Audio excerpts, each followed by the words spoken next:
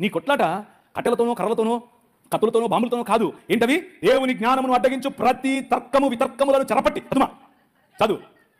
మా యుద్ధోపకరణములు శరీర సంబంధమైనవి కావు, కానీ దేవుని ఎదుట దుర్గములను పడద్రోయదాలినంత బలము కలవయున్నవి.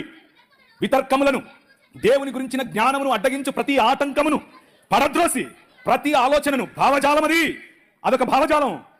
మన శత్రువు షెడ్డి వేసుకునే ఆరసుడు కాదు, నో నిక్కరోడు కాదు, మన వాడి వెనుక పనిచేస్తున్నటువంటి భావజాలం. మన శత్రువు బ్రాహ్మణుడు కాదు, బ్రాహ్మణుడు మంచోళ్ళు. నేను చూడండి సద్బ్రాహ్మణుడు కూర్చున్నాడు, ఆయన బ్రాహ్మణుడు చెప్పాడు నాకు. మరి బ్రాహ్మణుడు మంచోడు, బ్రాహ్మణుడు కాదు సమస్య, ఆయన వెనుకున్నటువంటి ఆ భావజాలం. ఏంటి ఆ భావజాలం?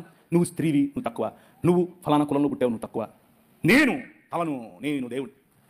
ప్రతి భావజాలాన్ని చెరపట్టి ఎక్కడికి తీసుకురావాలి? నీ రాజు కాళ్ళ దగ్గరికి తీసుకొని రావాలి. That is what you need to do.